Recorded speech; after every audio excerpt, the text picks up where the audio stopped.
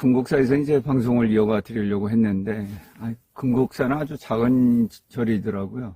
예, 저 처음 와봤는데, 그런데 이제 독경 소리하고, 이 옥탑 소리가 들려가지고, 녹음이 안 될 것 같아서 이제 조금 더 위에 올라오니까 쉼터가 있네요. 그래서 제가 이제 그 시장 거래를 하게 된 동기는, 제가 이제 아모레퍼시픽에 제가 주식 투자를 한 지 이제 얼마 안 됐을 시점이에요. 물론 이제 그 전에는 다 좋은 수익을 거뒀습니다.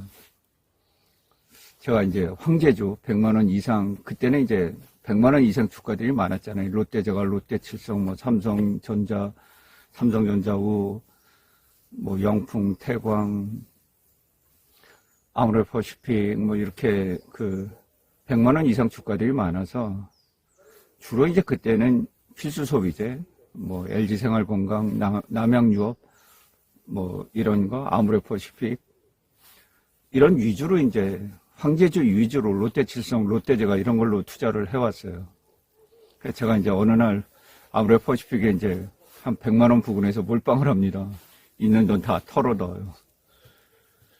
그런데 그때 이제 85만 원까지 1년 동안 주가가 하락해서 움직이질 않는 거예요. 그때 이제 공매도라는 걸 처음 배웠습니다. 주식한 지 얼마 안 되니까. 뭐 용어도 다 낯설잖아요. 뭐 이평선조차도 몰랐으니까. 뭐 주식의 주자, 이건 들어는 봤지만 주식의 뭔지도 구체적으로 의미를 모르고 있었어요. 그냥 뭐 주식 사서 투자하고 하면 되는 줄, 그 정도만 이제 일반적인 상식을 가지고 있었는데, 그래서 그 아모레퍼시픽에 1년간 이제 몰빵을 해서 몰리다 보니까 기다렸죠, 뭐. 어떻게 해요. 근데 경제방송을 보다 보니까 이제 시장 거래라는 게 나와요. 뭐 코덱스 레버리지 뭐 이런 거 막 설명을 하더라고요. 그래서 이제 그 상품에 대해서 처음 알게 됐어요. 개별 종목의 위험을, 시장 거래를 하면 뭐 이런 횡령, 배임, 뭐 여러 가지 개별 기업에서 벌어질 수 있는 뭐 유상증자 이런 걸 피할 수 있구나. 뭐 이런 생각을 갖게 됐어요. 그래서 이제 상품에 대해서 그동안 공부를 했죠. 그 1년이 지나니까 아모레퍼시픽이 상해 공장도 짓고 뭐 폭발적으로 올라오는 거예요.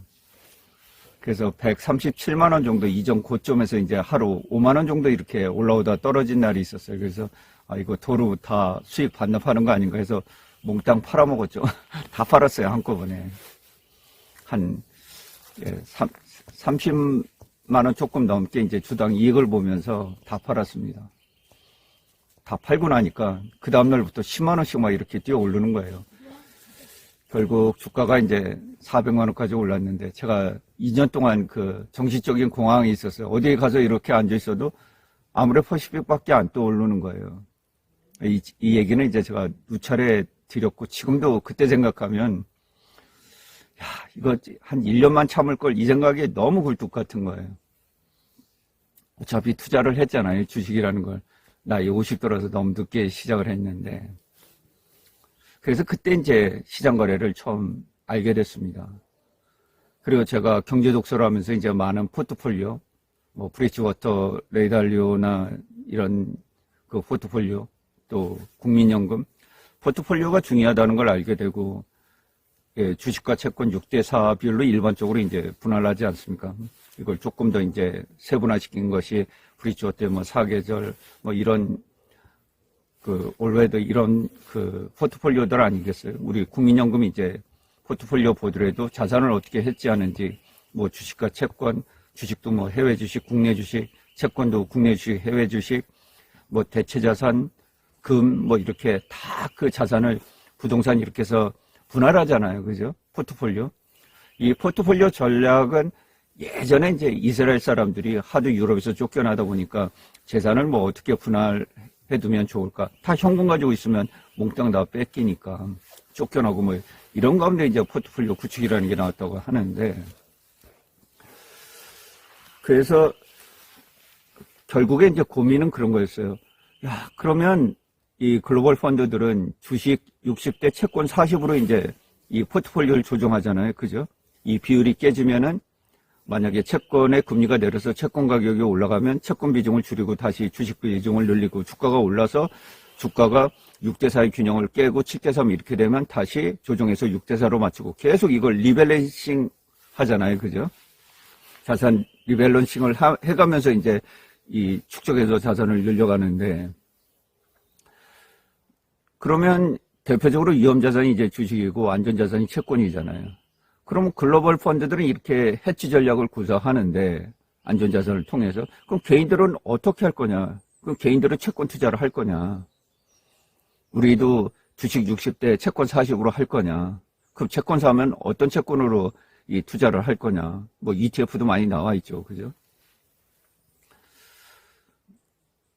그래서 이런 여러 가지 상황을 이제 고민을 하는데, 주식을 처음 할 때는 그 고민을 하지 않았어요.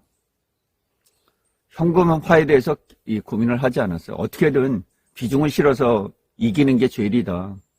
그럼 어떻게 안전하게 비중을 실을까? 이 방법만 고민을 했습니다. 그래서 제가 처음에 선택한 거 초우량주를 3년 내 저가에 떨어지면 몰빵해서 승부를 내자. 요런 걸 한 서너 종목 이렇게 해서 몰빵해서 승부를 내자. 이런 전략을 이제 썼었는데, 뭐 대부분은 성공을 했습니다. 거의 실패한 사례가 몇 차례 안 돼요. 물론 돈을 잃은 사례는 뭐 한 서너 차례 있긴 있는데 뭐 그렇게 많지는 않습니다. 그래서 거의 돈을 잘 잃지 않는다, 이런 게 이제 특징이었어요. 제 투자의 특징이었는데,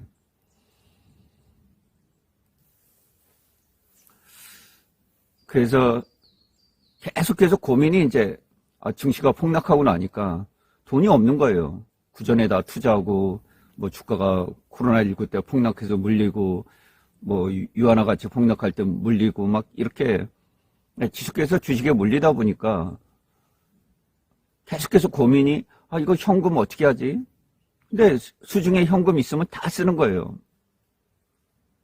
뭐 주식하다 보면 호가창에 뭐 이거 사라, 이거 사줘, 이거 사줘 하고 그냥 뭐 쥐잡기 게임처럼 그냥 종목들이 툭툭툭툭 올라와 버리잖아요. 그죠? 뭐 상한가 갔다 뭐 어떻다. 근데 저는 테마주는 잘 하질 않았어요.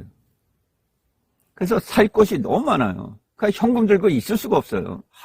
저거 사면 올라갈 것 같은데, 그래서 현금을 다 소진하고 또 물타기. 이거 내가 산 건데 뭐 손실이 한 마이너스 10% 이 정도면 하고 물타기 하고 나면은 자금이 없잖아요. 더 이상 물타기가 안 되고, 보통 물타기 하려고 그러면 한 4배, 5배 자금이 있어야 이제 한꺼번에 빠져나올 수 있는데,